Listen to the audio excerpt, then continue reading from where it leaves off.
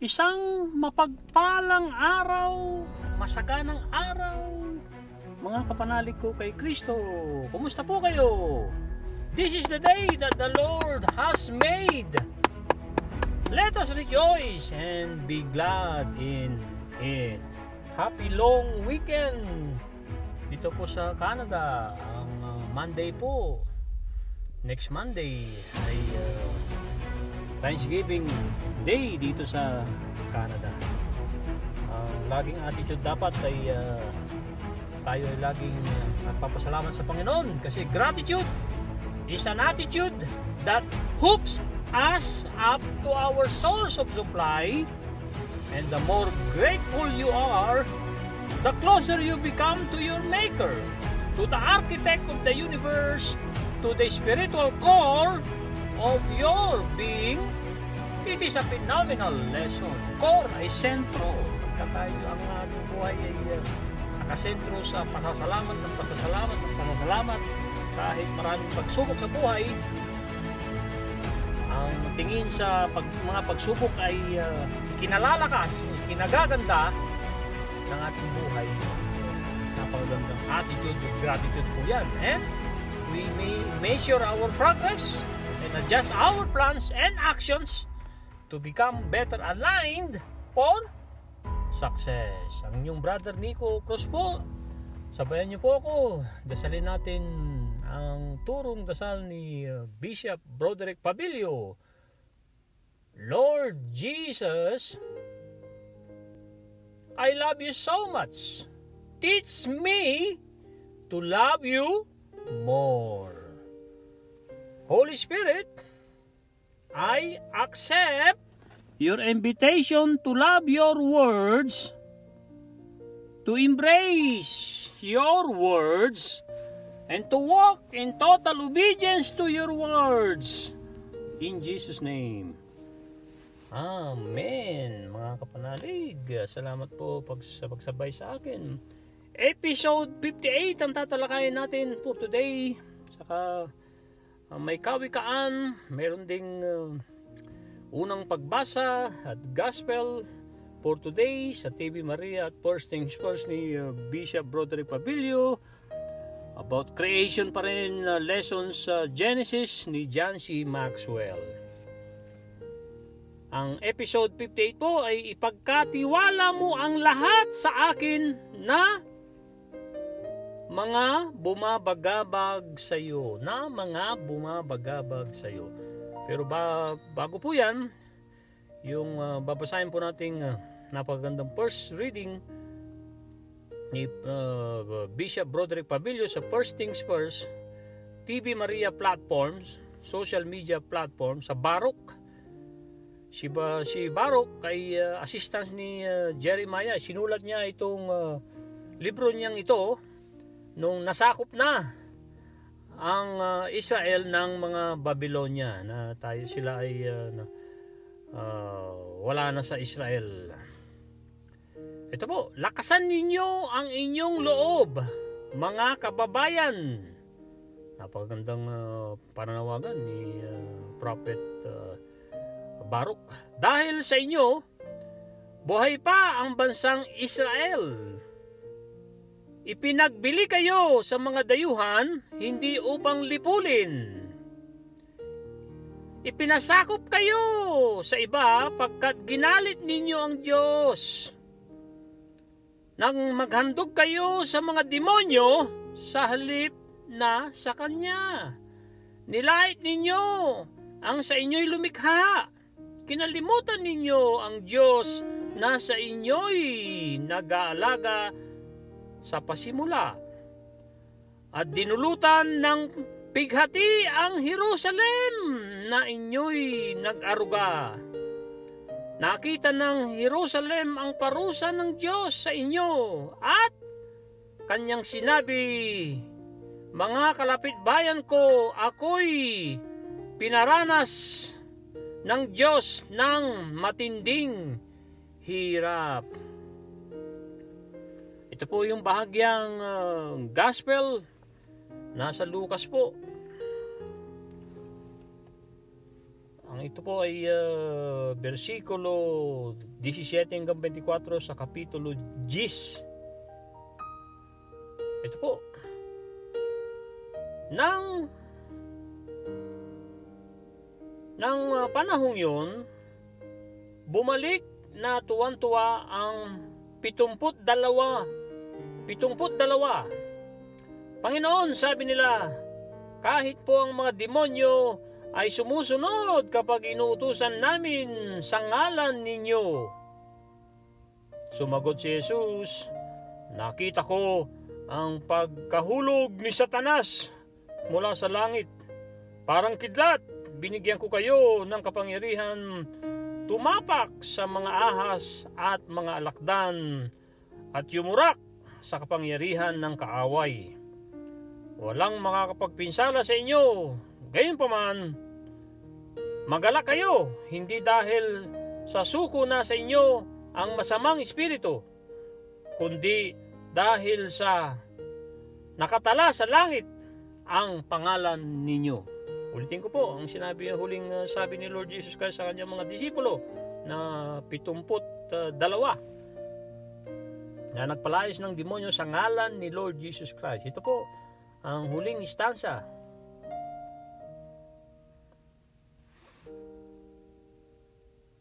Ito po. Magalak kayo, hindi sa suko sa inyo ang masasamang espiritu, kundi dahil sa nakatala sa langit ang pangalan ninyo. Ito pa ang karugtong sa Lucas kapitulo 10, versikulo 17 hanggang 24. Nang oras ding yun, si Jesus ay napuspos ng galak ng Espiritu Santo. At sinabi niya, Pinasasalamatan kita, Ama, Panginoon ng langit at lupa, sapagkat inilihim mo sa mga marurunong at pantas ang mga bagay na ito na iniyag mo sa mga taong ang kaloob ay tulad ng sa bata. O Ama, sapagkat gayon ang kinalulugod mo. Ibinigay sa akin ang aking Ama ang lahat ng bagay, walang nakakakilala sa anak, kundi ang Ama, at walang nakakakilala sa Ama, kundi ang anak, at yaong parapating pahayagan ng anak. At ang quote ni Father Roy Billion sa TV Maria Today, October 7, huwag tayong makalimot kung bakit paulit-ulit ang pagod. Mahal na mahal tayo ng Diyos. Inihiling na tumugon sa pagsunod sa Kanya, at ang pagsunod ay magbubunga ng kapayapaan. At ang pagsunod ay magbubunga ng kapayapaan. Dahil hatid talaga ni Lord Jesus Christ ang kapahingahan at kapayapaan. Tanong mga kapanalig ko kay Kristo, ano po ang uwi ninyo sa episode 57? Sundan mo ko ng buong puso. Yan po ay utos at makakabuti po na tayo ay sumunod ng todo-todo buong puso sa ating Panginoong Jesus. Be willing to follow wherever I lead. Yan ang pamungad sa episode 57 ni Lord Jesus Christ sa iyo, sa akin, at sa ating lahat mga kapanalig. Follow me wholeheartedly with glad anticipation, quickening your pace. Though you don't know what lies ahead, I know, and that is enough.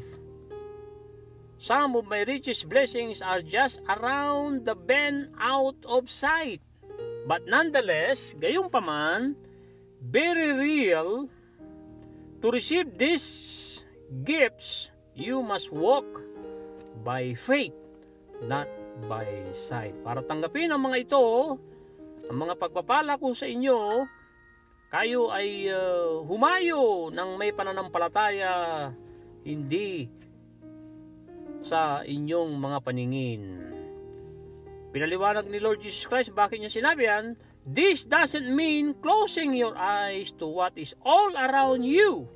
It means subordinating the visible world, mundo, to the invisible shepherd of your soul. The invisible shepherd of your soul. Si Lord Jesus Christ po yan. Sometimes I lead you up a high mountain with only my hand to support you. The higher you climb, the more spectacular the view becomes. Also, the more keenly po ay masigasig. The more keenly you sense your separation from the world with all its problems, ito ang magpapalaya at magpapadanas ng exuberant ay very happy, very lively, very energetic. Exuberant, the joyous reality of my presence. Ibigay mo ang sarili mo ng buong buo dito sa gloryang itong bawat sandali ng iyong buhay, dahil kaya awas ay nahuhulog in dazzling light. I will eventually lead you down the mountain back into community with others. Let my light continue to shine within you as you walk among people again. Kaya, anong episode 57? Nautos ni Lord Jesus Christ sa atin lahat, sundan mo ko ng buong puso. Ito na po ang napakagandang episode 58. Ipagkatiwala mo ang lahat sa akin na mga bumabagabag sa iyo. Nasa 1 Peter 5 chapter 5 verse 6 to 7 ang unang babasahin po natin. Ito po. It says, therefore, humble yourselves under the mighty and a mighty hand of God, the mighty hand of God, that He may exalt you in due time, casting all your care upon Him, for He cares for you. Si Don Moen ay mayroong picture dyan sa 1 Peter chapter 5 verse 7. Yan, sa kanya, ang pananaw niya ay utos ni Lord Jesus Christ, hindi po request na iitsa, ibigay, ibato, surrender ang lahat ng ating mga pasanin, mga bumabagabag ng mga bagay or sitwasyon or kapirahan, kasakitan. Ibigay mo lahat yan kay Lord Jesus Christ, kasi siya lang talaga ang tunay na nagmamalasakit sa atin. Tunay na nagmamalasakit sa atin, mga kapanalig. Kaya magandang pagnilay-nilayan, paggulay-gulayan po yan. 1 Peter 5. Isama na rin yung 6 at lalo na yung verse 7. Ito po ang isa sa paborito kong psalm. Lagi natin binabanggit ito. Psalms 118 verse 24, it says, this is the day that the Lord has made. We will rejoice and be glad in it. And be glad in it. Ang huli nating babasahin sa scriptures na ito, na ito po ang magiging mensahe, isa sa mensahe ni Lord Jesus Christ. At kapabasa lang ng ating gratitude quote ni Bob Proctor. Ito po, paborito ito ni Sunshine Cruz, na dating asawa ni Cesar Montano, sa interview ni Karen Davila. 1 Thessalonians chapter 5 verse 18. It says, in everything give thanks, for this is the will of God in Christ Jesus for you. For you means sa atin lahat yan, mga kapanalig. Ang desiderata po na istansa, salin ni Binilda S. Santos, Max Ehrman, 1927, napakagandang poem para sa kanyang daughter, at naging tanyag po ito kasi naisalin sa lahat ng mga lingwahe sa buong mundo. Ito po, kung ihahambing ang sarili sa iba, baka maging palalo o puno ng hinampo dahil laging may na makakahigit or mababa sa iyo. Ito na po ang mensahe ni Lord Jesus Christ sa episode 58 sa gloria ng ating Panginoong Jesus. Yes, sa gloria, para sa gloria ng ating Panginoon at sa tulong ng banal na Espiritu. Opo. Di po natin kakayanin yan kung walang ayuda, walang tulong ng banal na Espiritu. Espiritu ni Lord Jesus Christ po yan, ng Holy Spirit. Diyos Anak, Diyos Ama, Diyos Anak, Diyos Espiritu Santo. Ito na po. In order to hear my voice, you must release all your takot, pag-aalala, worries into my care. Entrust. Ipagkatiwala. Entrust to me everything that concerns you. This clears the way for you to seek my face. Kapag bumukha ni Lord Jesus Christ, ibig sabihin presensya. Di po ba? Ginugol na natin yung ibig sabihin ng seek. My face ay seeking the Lord at ang kanyang presensya. Unhindered, ang unhindered, seek. This clears the way for you to seek my face unhindered. Unhindered ay walang hadlang. Let me free you from fear that is hiding deep inside you. Ano po ang pinagagawang sa atin ni Lord Jesus Christ dito sa susunod na babasahin ko? Ito po.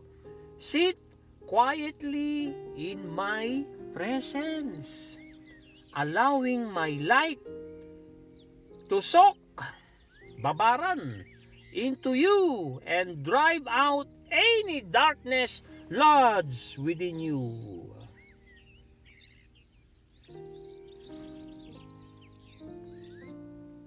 Accept each day just it comes to you, remembering that I am sovereign. Sovereign ay pinakadakila. Yung lodge kanina ay nakalagak, naka-check in. Accept each day just it comes to you, remembering that I am sovereign over your life. Sovereign ay pinakadakila. Rejoice in this day that I have made, trusting that I am abundantly present in it, instead of regretting or resenting the way things are. Thank me in all circumstances. Trust me and don't be fearful. Thank me and rest in my sovereignty. Sovereignty po ay dakilang kapangyarihan. Opo, dakilang kapangyarihan. Ito po ang ating pagdinilay-nilay sa tulong ng Banal na Espiritu sa ating napakagandang lingwahe na Tagalog. Ipagkatiwala mo ang lahat sa akin na mga hindi lang isa, ng mga, ibig sabihin lahat, ng mga bumabagabag sa iyo, anak. Para daw, sabi ni Lord Jesus Christ, para marinig mo ang aking boses, kailangan mong ipagkaloob, isurrender, ibato sa akin, kas. Binasa po natin 1 Peter chapter 5 verse 7. I-release, ibigay, pagkaloob ang lahat ng iyong mga alalahanin mga pasanin.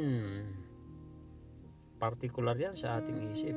Pasanin into my care. Pasanin, ipagkaloob mo sa akin ng mga pasanin mo sa akin.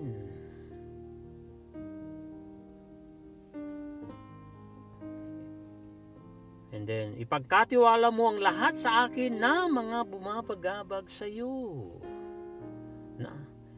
Ito ang magpapalinaw sa daan para ikaw ay maghanap sa akin ng aking presensya, ng aking pagbumukha na walang hadlang.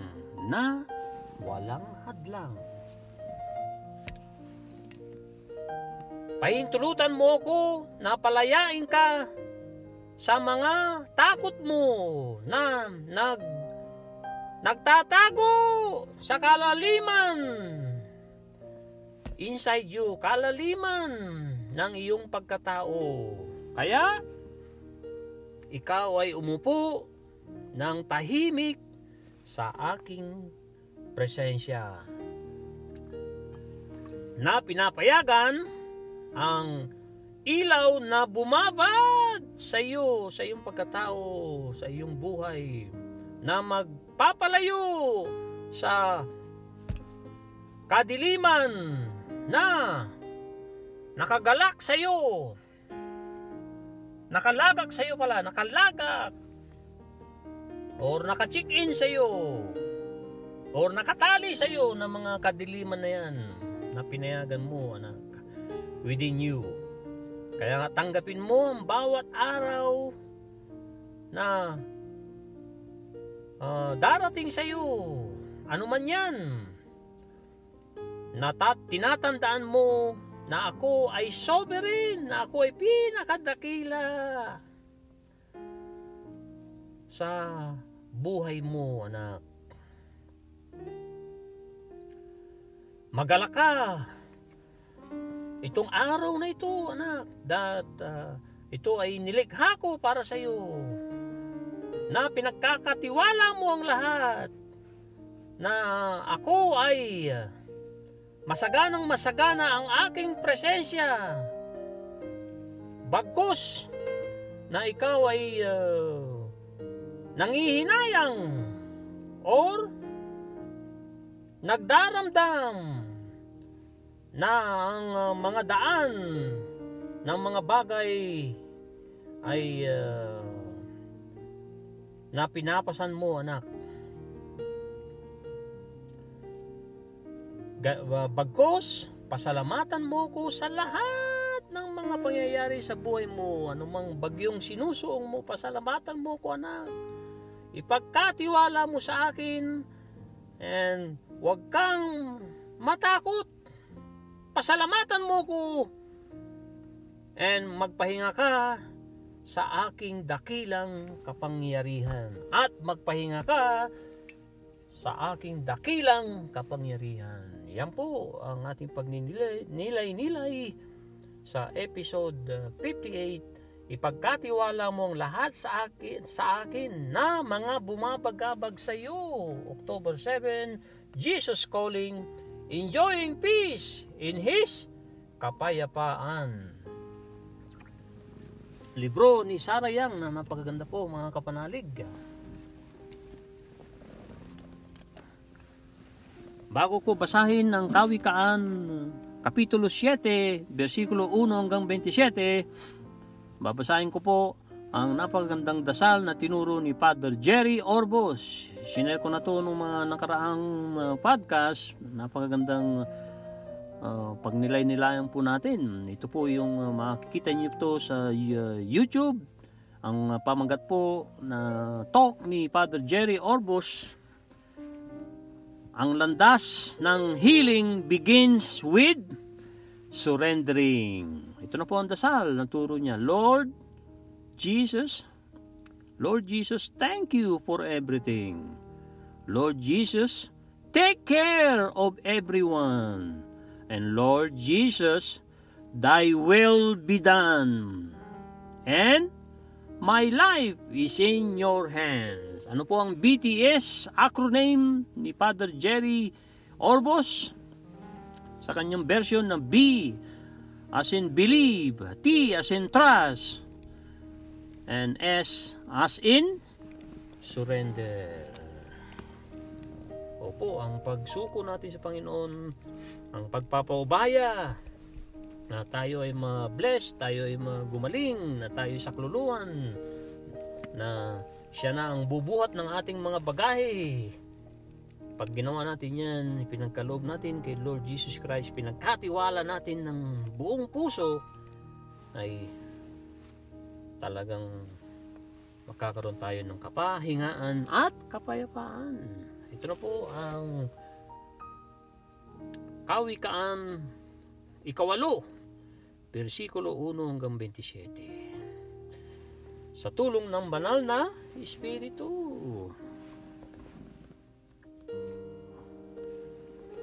Aking anak, salita ko sana ay ingatan at itanim sa isip at huwag kakalimutan. Ang utos ko ay sundin mo upang mabuhay ng matagal. Turo ko'y pahalagahan tulad ng iyong mga mata. Ito'y itali mo sa iyong mga kamay at sikapin mong matanim sa iyong isipan. Ang karunungan ay ituring mo na babaeng kapatid at ang pangunawa na may kaibigang matalik. Pagkat ito ang iyo'y maglalayo sa babaeng mapangalo niya, nang hindi ka mabighani ng matamis niyang pananalita. Ito po ang picture about babaeng mapangalo niya. Sinimulan sa versikulo 6, sa tulong ng banal na Espiritu po. Ako'y dumungaw sa bintanang bukas at ako'y sumilip sa pagitan ng rehas. Ang aking nakita'y maraming kabataan, ngunit may napansin akong isang mangmang. Naglalakad siya sa may panulukan. Ang tinutungoy sa babaeng tahanan. Tuwing sasapit ang gabi, ito ang kanyang ginagawa. Sa ilalim ng hating gabi, kapag tulog na ang madla, ang babae ang sa kanya'y sumalubong sa pintuan. Mapangakit, mapanlinlang sa masagwang kasuutan. Maingay ang kanyang boses, kilos niya ay maharot. Di matigil sa tahanan, di mapigil sa paglibot. Ngayoy sa lansangan, maya-maya'y sa liwasan. Walang ano-ano'y sa panulukan, doon siya nag-aabang. Lalaki kanyang susunggaban at pupupugin ng halik, at ang kanyang sasabihing punong-puno ng pang-akit. Nasa amin ngayon ang marami kong mga handog. Patatapos ko lang tupdin ang panata ko sa Diyos. Ako ay narito upang ika'y salubungin. Mabutit nakita kita pagkatapos kong hanapin. Ang aking higa ay sinapnan ko ng makapal. Lenong buhat sa Ehipto, iba't iba pa ang kulay. Ito'y aking winisikan ng pabangong mira, bukod pa sa alo at mabangong kanela. Halika at bigyan daan damdamin ng isa't isa. Ang magdamag ay ubusin sa paglasap ng ligaya. Ako ay nag-iisa, asawa ko'y nasa malayo, pagkat siya ay umalis sa ibang lugar nagtungo. Marami ang baon niyang salapi, pagbilog pa ng buwan ang kanyang uwi. Sa salitang mapang-akit ang lalaki ay nahimok. Sa matamis na salita, damdamin niya ay nahulog. Maamo siyang sumunod sa babae at pumasok. Parang bakang kakatayin sa matador ay sumunod. Mailap na usa sa patibong ay nahulog. Hanggang sa puso nito ang palaso ay maglagos. Isang ibong napasok sa lambat ang kanyang nakatulad. Hindi niya namalayang buhay pala ang katumbas. Kaya nga ba, aking anak, sa akin ay makinig at dinggin mo ang salitang mula sa aking bibig. Last 3 verse po, 25, 26, and 27. Ito na po ang pagbasa sa tulong ng banal na Espiritu po. Huwag mo ngang hayaan ang puso mo ay maakit ng babaeng ang tuntunin ay landasing nakalihis.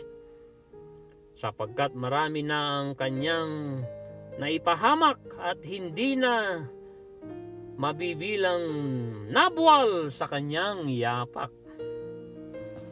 Sa bahay niya'y nagmula ang landas ng kasawian, tiyak na patungo sa malagim na kamatayan.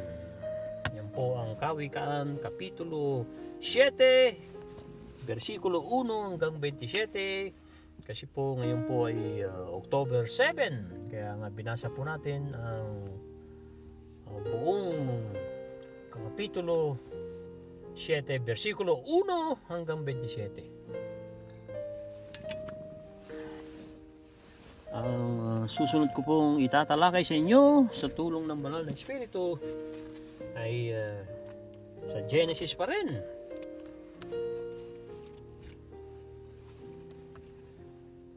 Ito po, communication.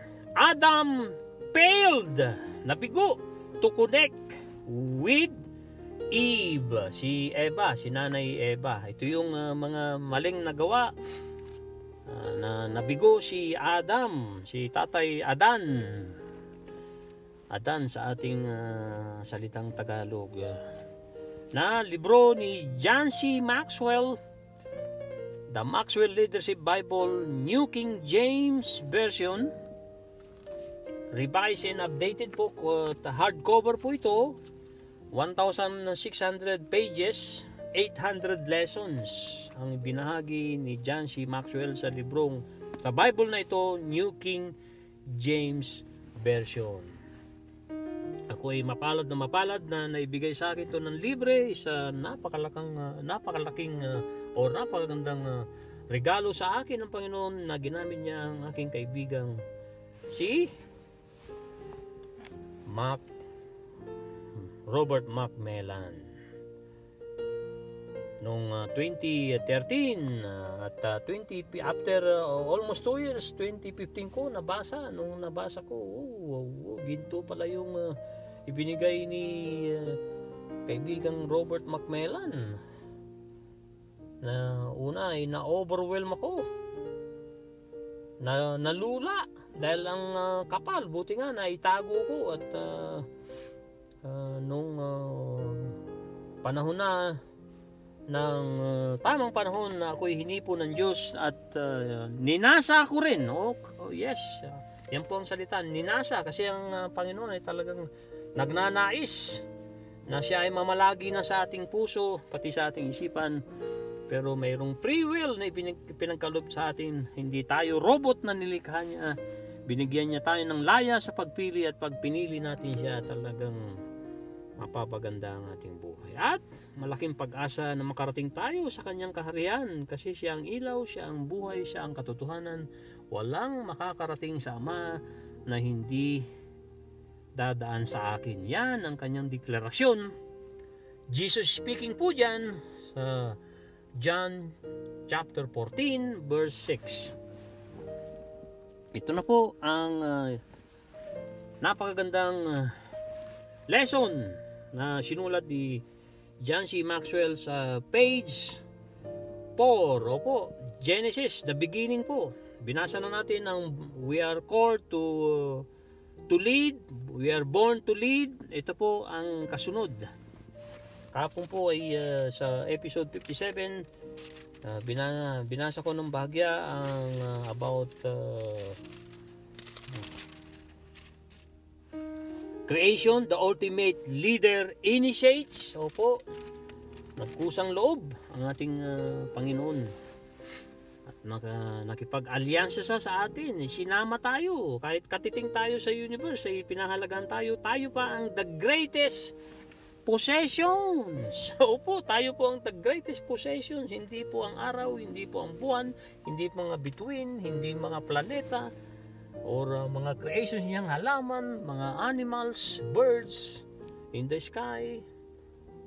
At ano man yan, tayo ang the greatest possession. Kailangan manuot sa ating isipan yan. Tayo ang pinaka-greatest creation na binigyan niya ng spirito, binigyan niya ng talino, at binigyan niya ng physical body. Yun nga lang, makakaiba ang resulta. Ang letter R, sabi ni Bob Proctor, ay hindi po nagsisinungaling yan. Laging nagsasabi ng katotohanan ang letter R ng iyong buhay. Resulta. Ang R ay resulta. Results. Kung paano natin gamitin ang espiritu na pinagkaloob ng Diyos sa atin, kung paano natin gamitin ang intelektual, talino, at kung paano natin gamitin ang physical body natin, yan ay magbibigay ng resulta. Negative results or positive results. Ito na po. In Genesis 3, pamungad ni John C. Maxwell, we see a leader who failed in an area crucial to all leaders. Crucial to all leaders. Isa pang ulit ko po. Crucial to all leaders. Tayo po ay leaders. Opo, tayo po ay leaders. Bakit po? Kahit wala kang pinamumunuang organisasyon or department, wala kang tao, ikaw ay leader kasi pinangungunahan mo ang iyong sarili. Opo, kailangan natin pangunahan ang ating sarili. At ang unang imamaster na ating organ na pinagkaloob ng Panginoong Hesus ay ang ating isip, ang ating mind. Ituloy ko po. Communication. Ito po yung crucial to all leaders na nabigo si Tatay Adan ay communication. Komunikasyon, pakikipagtalastasan, pakikipag-collaborate, pakikipag-usap, heart to heart.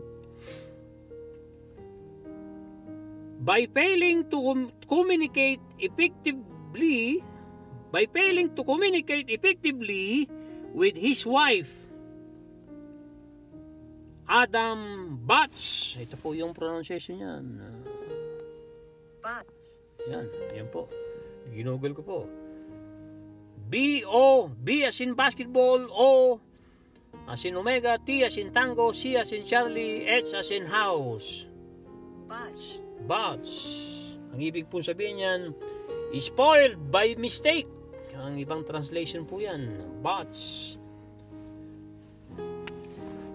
But his role as the first spiritual leader of the human race.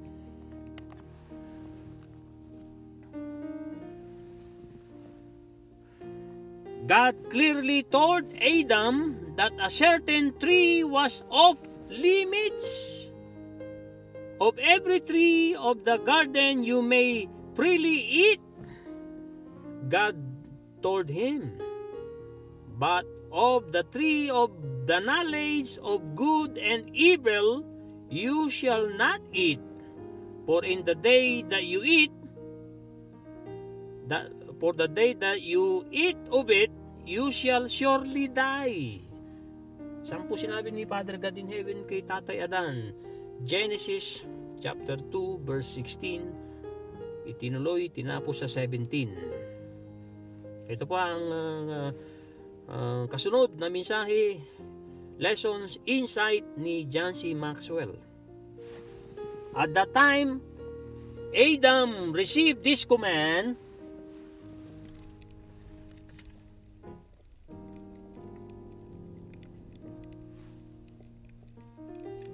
Eve was not present. Nung iniutos ni Father God at tinanggap ni Tatay Adan itong utos na ito na huwag kakainin yung forbidden fruit, ay wala pa si Nanay Eva.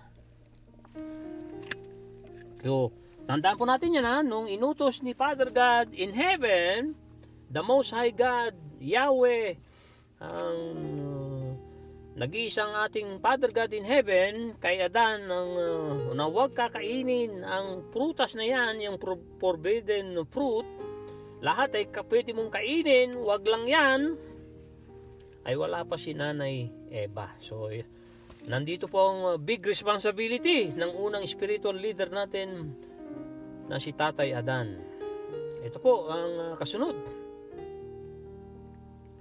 According to Genesis 2, yun pa na Eve was not present according to Genesis chapter 2. She had not yet been created. Hindi pa nalikha ni Father God si Nanay Eva sa Genesis chapter 2. Consequently, it was up to Adam to pass along what God had said. Yun po, ulitin ko po yan. Consequently, it was up to Adam to pass along what God had said. So why didn't Adam clearly communicate with God's instruction to Eve? Why the breakdown in the line of communication? Certainly, Eve did not completely understand that would happen if she ate the forbidden fruit. Consider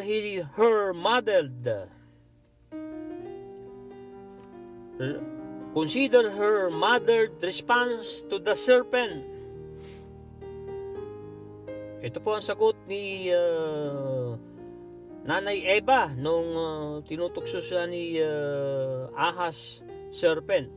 Sabi, God has said, you shall not eat nor. Yung pong mayroong salitang nor. Kung matatandaan nyo, walang nor na sinabi ni Father God kay Adam. Nor, may dinagdag si Nanay Eva. Nor shall you touch it. Lest. Yan po ay maybe, ang ibig sabihin ng ibang translation ng lest. L-E-S-T. Lest you die. Genesis chapter 3 verse 3. Eve added the phrases, nor shall you touch it unless you die. Dinagdag ni Nanay Eva. Kaya ibig sabihin, hindi naintindihan, hindi na ipaliwanag ng todo-todo ni Tatay Adan ang utos sa kanya. Hindi naging very responsible si Tatay Adan. Ngayon nandito ka na, Eva. Parang ganun ang nakikita ko na dapat gawin ni Tatay, ginawa ni Tatay Adan, dahil nung pinag-utos yan ni Father God, wala ka pa. So, ito po, ito ang eksaktong salita ni Father God na wag nating kakainin yung forbidden fruit. Yung binasa po natin kanina. So, malamang hindi nga nasabi na ipaliwanag ng todo-todo ni Tatay Adan kay Nanay Eva. Ito po ang kadugtong na mensahe ni John C. Maxwell. God never said any such thing.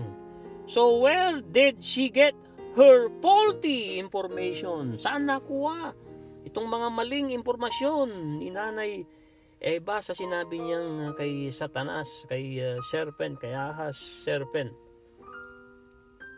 Ang mungkahi ni John C. Maxwell, maybe the telephone game can give us a clue. Telephone game. Ano po ba ang telephone game? Ito po ang paliwanag ni John C. Maxwell. Maybe the telephone game can give us clue. Have you ever played it? Nalaro nyo na ba ang telepono? Sabi ni ang telephone game. Sabi ni tanong ni John C. Maxwell. Everyone sits in a circle. Ito po yung larong telephone game.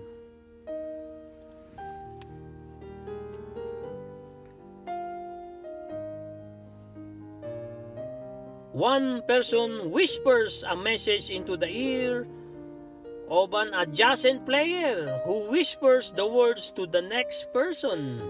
And so it continues down the line. When the last person to play whispers the praise into the ear of one who began the game, a great distortion ay pagkapilipit. A great distortion in the message is often revealed. Kapag yung unang tao sa telephone game na may salitang ipinasa sa pangalawa, pangatlo hanggang sa dulo, pagdating sa dulo, sasabihin ng dulong tao, ang huling tao, ano yung ibinulong ng unang tao sa kanya, ay nagkakaroon ng pagkapilipit. So napilipit yung mensahe ni Father God kay Adan. Kaya iba ang salita, katwiran ni Nanay Eva nung siya ay tinanong ni Ahas serpent about forbidden fruit. Kaya nailigaw si Nanay Eva. Ito po yung 5 rason for Adam's faulty communication. 5 rason. Adam's communications to Eve went similarly astray. Naligaw. Astray ay naligaw. His message broke down for 5 basic reasons. Ito pong reason number 1. He ignored some details in the message he was supposed to communicate. Number 2, reason, naging rason kung bakit ganun ang naging bunga, naging distorted ang mensahe ni Father God ang utos ni Father God kay Tatay Adan. Ito po number 2. He allowed Eve's voice to influence him more than God's voice. Pinabayaan ni Tatay Adan na manaig ang boses ni Nanay Eva sa kanya over sa ating boses ng Panginoon. Number 3 reason, he failed to hold himself accountable. Opo, he failed to hold himself accountable for his communication. Nabigo na maging accountable si Tatay Adan para sa magandang komunikasyon niya kay Nanay Eva. Number 4, he forgot what God has said about the consequences of disobedience. Baka nalimutan ni Tatay Adan ang pinag-utos sa kanya ni eksaktong utos ni Father God na mayroong mga kapalit ang pagiging disobedience, ang hindi pagsunod sa Diyos. At number 5, he did not take responsibility for the results of his faulty communications. Hindi po naging responsable si Tatay Adan na magkaroon ng resulta, ng magandang resulta, ang maling pakikipag-usap niya kay Nanay Eva. So, sabi ni John C. Maxwell sa pagtatapos niya, let's learn from Adam's mistake. We may be a good speaker, but you are a good communicator. Do you pay close attention to what God tells you? Do you give appropriate attention to detail? When you lead, do you make sure your audience gets the message? And do you take responsibility for what God has entrusted to you? Yan po ang napagandang insights, lessons sa Genesis 2 na binahagi ni John C. Maxwell. Hopefully nakatulong na malaki. Ulit-ulitin natin, repetition. Dahil talagang pag nag-repeat tayo ng mga mabubuting salita, mga salita ng Diyos, ay tayo ay pagpatnunubayan ng ating Panginoong Hesus. Ano po ang lagi natin tatandaan? Jesus is forever in control. Opo, Jesus is forever in control. God is forever in control. Bye now. God bless. Papuri sa Panginoon.